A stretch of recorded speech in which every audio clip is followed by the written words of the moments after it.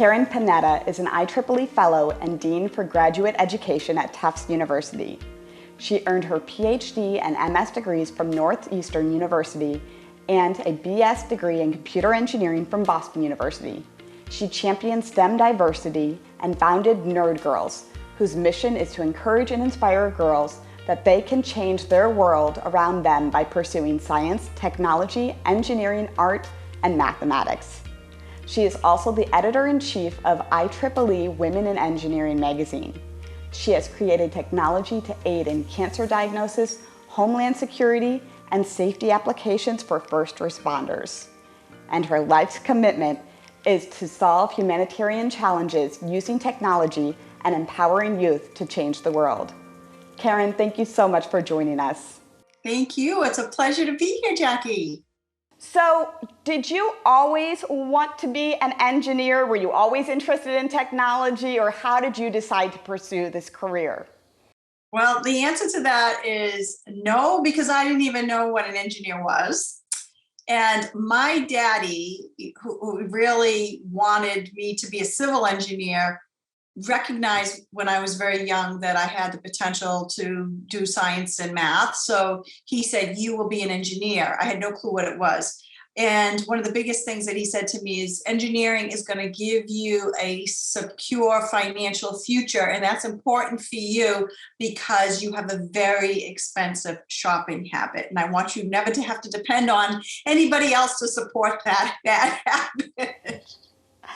I gotta add, I was a total disappointment because I did not get a degree in civil engineering. But he also recognized when I was getting out of school that computers were becoming huge. So he was like, "This computer thing and robots, I think you should get into that." So he pretty much picked it for me. I think he was onto something. So speaking of which, what do you think is the greatest impact technology will have on our future? Oh, I think that now that artificial intelligence and machine learning is really becoming prime time, I will say.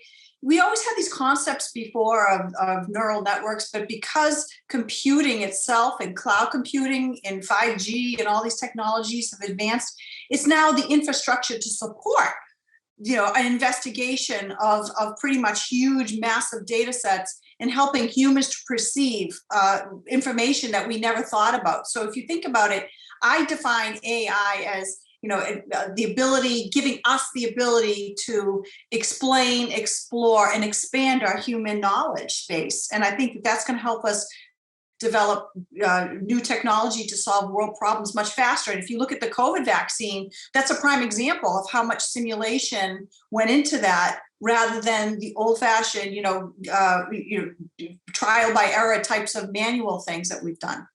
And right before we hopped into this interview, you were telling me about that recent study done by IEEE and AI. Can you tell us a little bit more about that? Sure. So every few years, IEEE does this fun study called the Millennial AI Survey, where they go out worldwide, like maybe 8 different countries, and ask questions about people's parents, millennial parents, how they feel about aspects of AI taking care of their children, everything from artificial hearts to would you want a health robot monitoring your child's health in school, self-driving school buses, robo nannies and babysitters, things like that. And pre-COVID, when we did this interview, the U.S., which is strange, was predominantly developing all this technology, was dead set against it. Majority of parents like, no health robots touching my kid. And after COVID, all of a sudden you say, yeah, I guess this is a great idea, because now they understand that, wow, this is a contactless technology that's going to keep my kids safe and potentially save their lives. Yes, I want this. So I think that our perspective has changed drastically since COVID, and people are becoming much more accepting of AI, especially now that they understand how it's being used, where before, it's science fiction of robots destroying the world or taking over the world. And now we have a little better examples of how it's really benefiting humanity. And what do you think the next applications of AI are going to look like? I think we're going to see travel, the whole travel industry, be redefined, being able to detect pathogens and contaminants along the way, Right now, you see a lot of humans have to do that cleaning and disinfecting. So I think we're going to see a lot of advances in robotics to do that for us and be able to actually know where those contaminants are. So right now they go through an area and they're just disinfecting, but how effective is it? Can you actually see or know that the germs are really gone? So I think that's one thing. Going through airports and security checks lines, we've all been there. We know that you're packed in lines and they're very crowded. Social distancing just expands you out to the front so that it's more miserable. The lines appear longer. How are we going to keep each other safe? I think that those types of applications are going to be better sensors. I'll say better IoT, sensing contaminants out there, sensing dangerous points. When was the last time this lady's room was cleaned? Things like that. So it's probably integrating machine learning into that setup when you're sensing it, then AI working together with machine learning to do that real-time analytics on site. Is that accurate? Sure. So there's two types. When we talk about artificial intelligence, we're really talking about training it based on experience. So I always give the analogy that if when you go to see a physician, a lot of people don't want to go see the new kid right out of school because they haven't had that vast experience of cases. You want to see the old person that's been out there for 50 years and seen every scenario out there. That's what AI has given us the capability to do. It's allowing us to look at hundreds of thousands of cases and scenarios so that you might not have ever seen it yourself, but the AI can come back and say, you know what, this is something you should be looking at. And we've done that. My own team has done that right now with COVID. So we looked at COVID x-rays versus viral pneumonia versus normal x-rays. And I'm not a biomedical engineer, but I know image processing. And it's interesting because the diversity of the quality of these images based on what part of the world they're taken on, the expertise of the radiologist, and then the analysis is so difficult. So having AI to assist us is really making a tremendous impact. Speaking of having your own team to work with, how did you decide to become a dean? I would never even have that on my radar. Actually, I didn't. So I would say I'm an accidental engineer and I'm an accidental dean. Most of the things that, I got into engineering. Well, the only thing that I can say that I loved about engineering was I didn't grow up with a lot of role models. Marie Curie was long gone by the time I was in school. And I think that for me, the only role models I had, Jackie, you can believe it or not, were the actresses portraying witches and genies on television.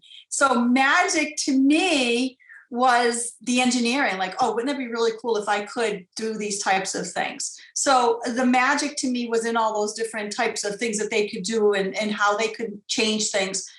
And I didn't connect it to engineering, but I already had that passion for those types of things. And as it developed, I looked past, how to help myself to build computers. That was what I was trained for. And it became to the point that how many CPUs can I design? And it wasn't until I became a professor and I was working with students that I started seeing all these real world challenges, including, of course, all the volunteer efforts, EPICS and IEEE Site, all those humanitarian projects, that I was like, wow, I can solve these problems with the skills that I have as a computer engineer. And that got me interested in these projects.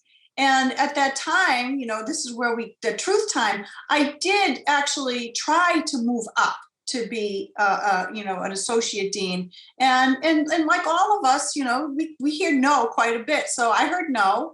And I decided, well, you know what, if they don't want me for this position, I'll just go outside and utilize my energy somewhere else where I know I can make an impact.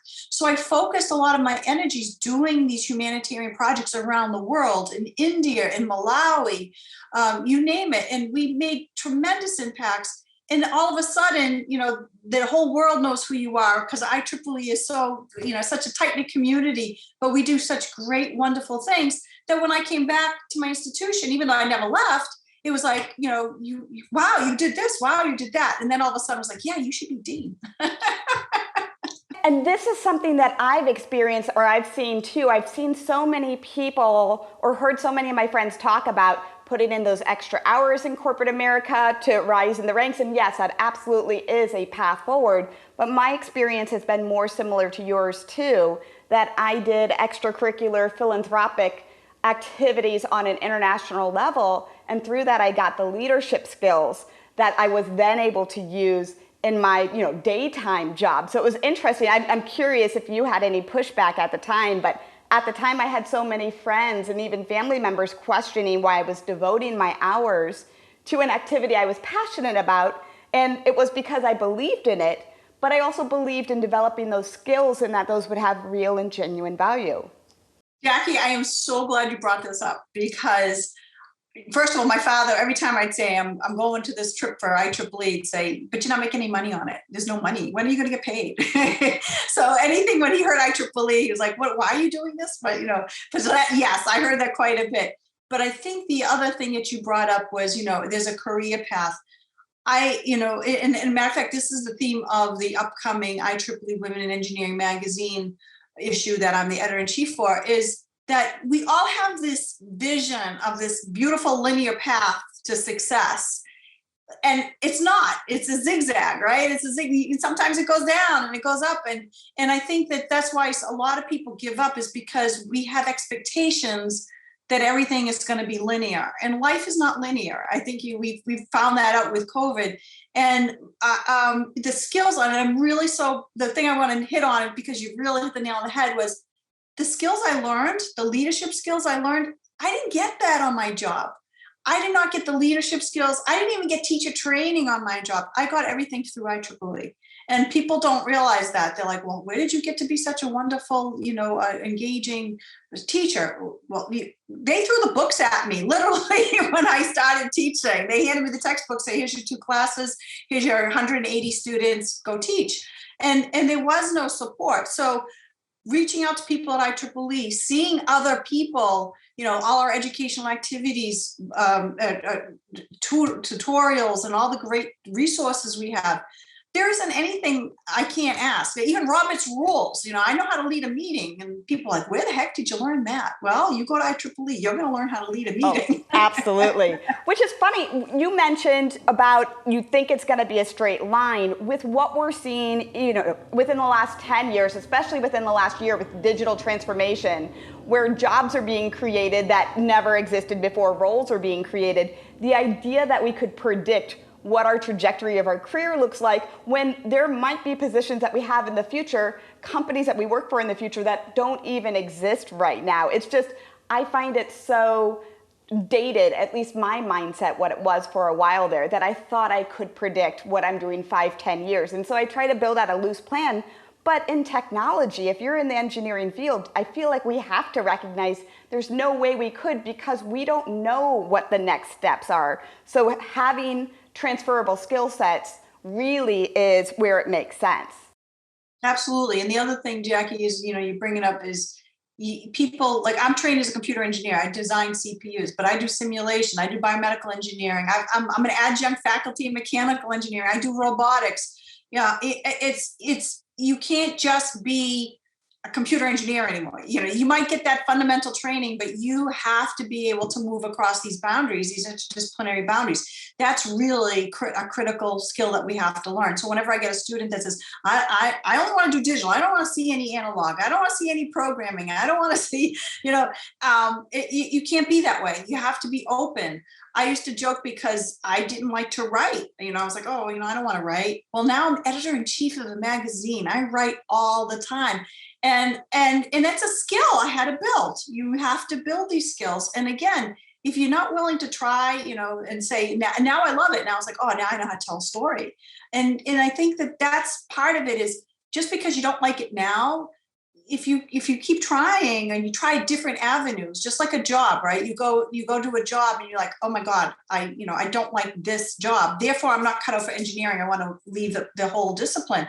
And I tell people, you join a sports team, or you join a team, you train hard, you have losses, but do you quit the team when you lose? No, you don't. You just find a new position. You find new things. You find what fulfills you. And a lot of people forget that means bringing in what's unique about you, stay committed to what you like. And a lot of people think they have to sacrifice that, and that's sad.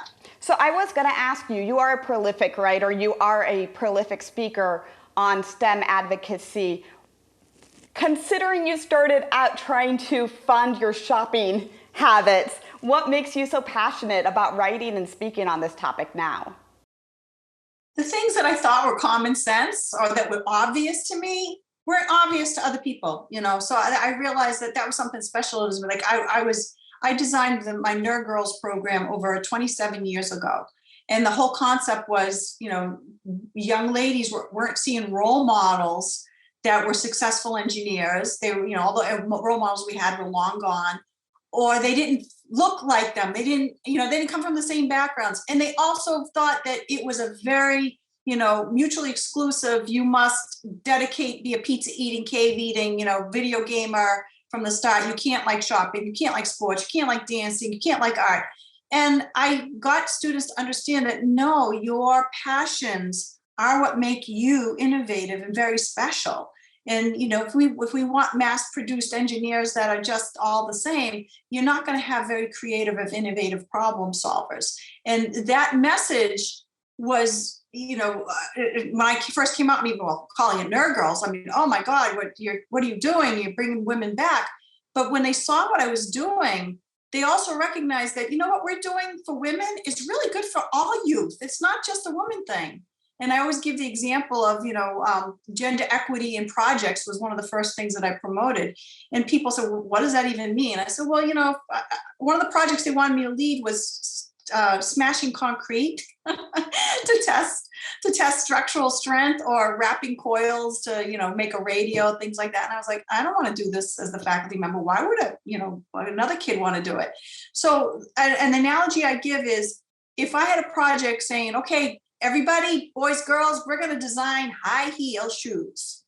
You're going to hear flack about it, right? You're going to say, what? I don't want my boy to design high heels. And the guy's going to be like, I don't want to do this. But if we all of a sudden say, today we're designing sneakers, right? Gender equitable. Everybody wants to do it. Everybody understands the concept. And I think that that's part of the problem that we've had. And if you even look at toys, I have a little boy. And when I had my little boy, I was astounded at the difference in the toys, just the toys. And there was no market for girls' toys, right? Oh, let's make it pink and purple and that'll sell it. There were no mechanical engineering toys. There were no design toys. And I think we've seen this whole paradigm shift that's happened now for STEM advocacy. I did not go into engineering thinking that I would be an ambassador or a champion for women in engineering. I went in, I was hired. They didn't even know if I could teach. And they said, you will be a mentor for women. And I was like, oh, all right. They think, just because you're a woman, that automatically makes you nurturing and it automatically makes you a great teacher, which we both know is not true. And when I went in, guess what? There were no women. So who was I to get a mentor? So that's when I decided, okay, there's a systemic problem. And little by little, some of the things that I did made a big difference. And that's finally how one of my former Nerd Girls said, you need to write a book. You're telling everybody how to do it. Write the book. So I did. I wrote the book with her, Count Girls In. And that's essentially a parent's guide to how to raise gender equitable children and different careers that you might not even know exist for engineers and scientists. I've known you for several years and I did not know that you wrote a book. I'm just learning this now. Can you tell me a little bit more about that? Sure. So, it came out in 2019. It's now being translated to Korean. I'm I'm a rock star over in Korea. So it's essentially the best practices. So, you've heard many times that if you don't capture children's interests in STEM by the 8th grade, you've lost them. And that whole mindset of, introduce them to STEM later in life, at eighth grade, it is too late. And to me, it's like, well, why are we starting at 8th grade? Why aren't we starting from birth? So I give you practical examples. I used to plop my kid up on the counter and, we learned to measure and bake together and do things together. And yes, I made a big mess and some messy experiments, but he learned to measure. I mean, and he learned how to do things. He learned how to read. He learned how to technical concepts. So all these different things that you do, and again, relating to what he likes, the science, when we go to the ocean, talking about microplastics and pollution and animal life and things like that. You don't need to be a science or math expert and say, here's the math and science behind it. You need to just connect it to something they understand. And that's one of the biggest things is a lot of parents will come to me and say, how do I get my daughter into science and technology? And I'll say, well, what does she like? oh, she likes math and science. I said, no, no, no, no, no. What does she like? Well, she, because does she do math and science in her free time? No, she's out shopping like me, or she's skateboarding or cheerleading, modeling, doing, sculpting, artwork. Those are the interests you want to connect back to the STEM, not the math and science. The math and science are tools. And I think that that's been part of the problem is we filter them very young. And we also tell kids they have to be the very best at math and science. You say that to a girl, that to her means I have to be an A+ student. You say that to a guy, a boy, C's good. So we filter them too early. And that's my other message. I love this practical approach to this, that you look at what's in the world and you relate it to these concepts that could be daunting, or you're talking about trying to go one way and pushing through, but going through a different means. This is absolutely amazing. I've been a big fan of your work. What is the best way for people to continue to follow what you do, Karen? Oh, well, there's the book, so you can always check that out. You can check out the Nerd Girls website, nerdgirls.com. We have, videos of young women role models up there, because from fields that, medical physics, physicists. We had the first Miss America contestant that did science as a talent. So there's just so many, careers that people don't even think about. Sports people who work with sports and designing for optimal performance for athletes. So we're trying to show these wonderful role models to people. So that's one way to do it, to take a look at that. The other thing is there's so many volunteer organizations within IEEE. Our student branches are always doing projects. Our IEEE site, humanitarian projects, they can get engaged and see what we're doing. And even our tri-engineering, that's one of my favorite. I use those as myself when I have to do outreach, because a lot of people think, oh, I want to get into outreach. How do I do it? Do not start from scratch. Do not, if it's already built, use somebody else's proven technology. So triengineering.org is a wonderful, wonderful resource. You know what? That's a great idea. And I'll include links to those and to your book in the show notes below. This has been absolutely amazing, Karen. Thank you so much for taking the time to talk with us. Thank you for having me. Have a great day. Thanks for joining us. If you enjoyed this episode, please click like below and also subscribe to see future episodes.